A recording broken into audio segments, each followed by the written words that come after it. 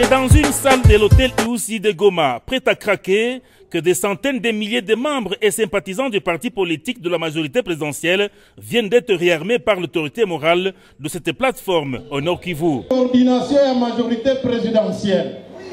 Tunafurahi na bamilita yote ya machama yetu ya majorité. Na mimi nadhani hii kitendo ya leo ndio inaanza kuonyesha kama kweli tunaanza kusikia maana ya chama. Après son séjour à Kinshasa, Julien Paluku Kaongia n'est pas allé par quatre chemins pour éclairer les lanternes des membres et sympathisants par rapport aux enjeux de l'heure. Il n'y aura pas élection en novembre 2016 à cause de préalables, citons, le financement des élections et le cas de nouveau majeur, a-t-il dit. Au cours de cette matinée politique, le gouverneur de Nord Kivu a interrogé l'histoire de la démocratie en RDC. Il a réaffirmé que Joseph Kabila Kabange est le père du régime démocratique qu'il a concrétisé avec les élections en 2006. C'est une journée que nous plaçons sous les signes de la démocratisation de la République démocratique du Congo, annoncée le mardi 24 avril 1990. C'était aux environs de 10h40.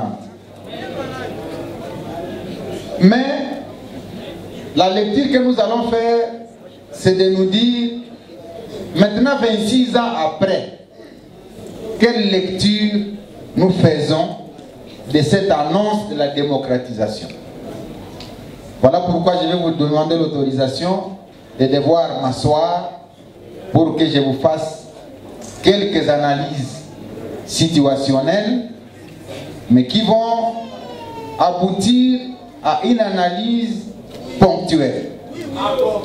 C'est-à-dire la situation actuelle qui provient de la situation ancienne.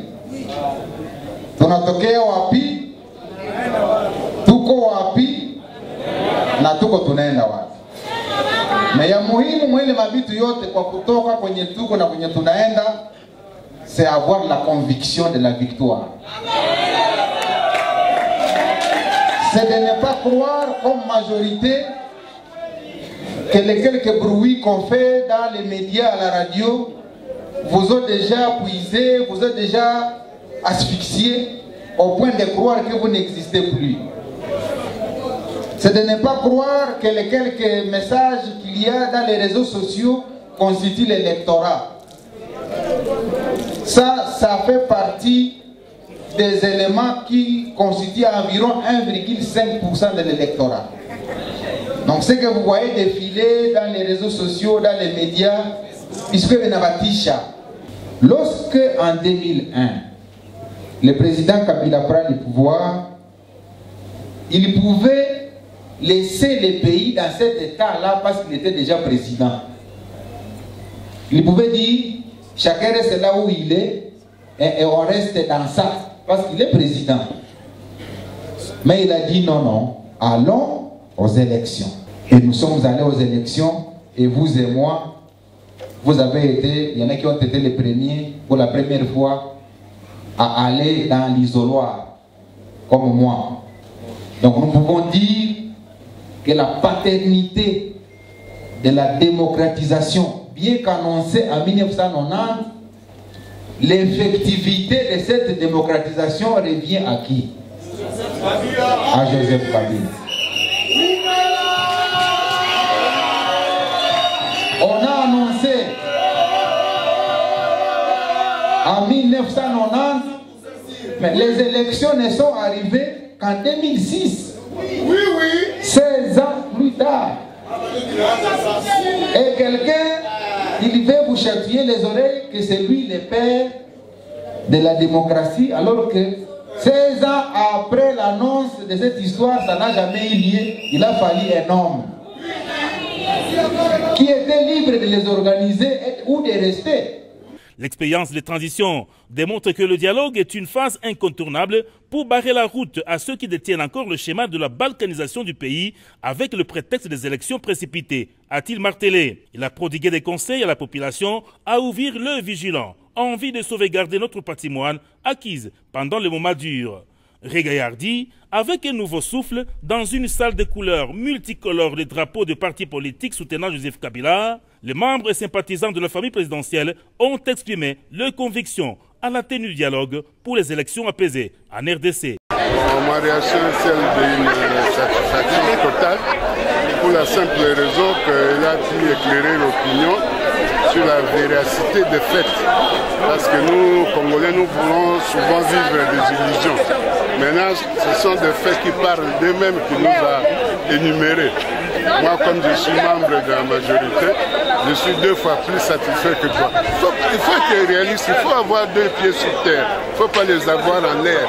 Il ne faut pas que mes pensées puissent être les pensées de tout le monde. Il faut raisonner en fonction des faits et non pas de vos visions. Je vous dis très sincèrement, nous, au Nord Kivu, nous avons la chance d'avoir le représentant légal du Raïs qui communique très bien. À chaque fois qu'il va à mission à Kinshasa, quand il revient, il nous donne les informations qui viennent nous vivifier, nous donner la force de rester dans la majorité. La dernière recommandation qu'il vient de nous donner, c'est celle-ci. L'autorité morale de la province du Nord Kivu nous demande, nous, comme parti de la majorité présidentielle, d'être soudés. Et ce pouvoir, nous devons tout faire pour le garder le plus longtemps possible. On ne prend pas le pouvoir pour chercher à le perdre 5 ans, 10 ans, 40 ans après. Nous pouvons garder ce pouvoir même pendant 50 ans, 100 ans. Si nous en avons le moyen, nous devons le faire. Et c'est ça notre force. Notre président de la République doit être sûr que la province du Nord Kivu l'accompagne. Et ce pouvoir, c'est le nôtre, nous devons le garder le plus longtemps possible. Grande matinée politique, nous l'avons inscrite sous le rythme de la démocratisation de ce pays, avec la date du 24 avril 1990 que nous connaissons tous. Et comme la date tombe le dimanche, nous avons estimé qu'au Nord Kivu, nous pouvions célébrer cette date la veille, c'est-à-dire le samedi. Et nous avons retracé l'histoire du pays pour dire, eh bien, ce qui arrive, c'est souvent les fruits de l'histoire. Nous avons connu une histoire tumultueuse, faite de transitions, de tâtonnements, de non-respect des délais. Et comme aujourd'hui, c'est le discours qui est en vogue. Et nous nous sommes dit que c'est le moment de devoir analyser toute la situation politique du pays jusqu'à celle qui concerne les élections, pour que les gens cessent de tromper l'opinion et de croire par exemple qu'en novembre et en décembre 2016, c'est la fin du monde, le ciel va tomber sur la tête. J'ai dit évoquer 2 préalables importants, notamment les moyens financiers et l'enrôlement de nouveaux majeurs, qui sont des préalables qui conditionnent les élections. Parce qu'on ne peut pas aller aux élections avec les carottes, on ne peut pas aller aux élections avec les arachides, c'est avec des moyens financiers. Imaginez-vous, nous allons avoir 42 millions d'électeurs. Seulement les bulletins, 42 millions de bulletins dans chaque circonscription. Quels sont les avions qui vont transporter ces bulletins jusque dans le fin fond? Quels sont les hélicoptères? 2. Tous ces enfants dont l'âge est situé aujourd'hui entre 18 et 23 ans, qui avaient 17 ans en 2011, c'est-à-dire ceux qui sont nés en 94 jusqu'en 99, ils ont droit de participer aux élections. Et donc pour moi, tous ces éléments réunis m'amènent à dire qu'en novembre et en décembre, vraisemblablement, il n'y a pas élection. Et pour cela, pour le dire, il ne faut pas qu'on croit que c'est parce qu'on ne veut pas des élections, mais c'est parce qu'on trouve qu'il y a des conditions qui ne vont pas les permettre.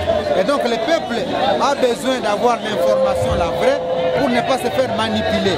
Parce que dans tous les cas, lorsque les gens veulent la rue, on va aboutir à des destructions, à des casses qui vont déboucher sur un dialogue. Lorsqu'il n'y a pas élection, le président demande dialoguons pour qu'on en arrive aux élections apaisées. Et dans mon message, j'ai dit alors, si dans les 2 cas, on va déboucher sur le dialogue, mieux vaut dialoguer avant de casser, parce que la République a besoin de la stabilité. C'est un point de vue que j'ai partagé avec tous les militants de la majorité présidentielle et que je partage avec toute la population pour dire, s'il n'y a pas élection, ce n'est pas la fin du monde, les ciels ne tombent pas sur la tête, on doit fixer un nouveau délai pour nous permettre d'aller aux élections apaisées. Parce que les dates ne vont pas changer la République démocratique du Congo.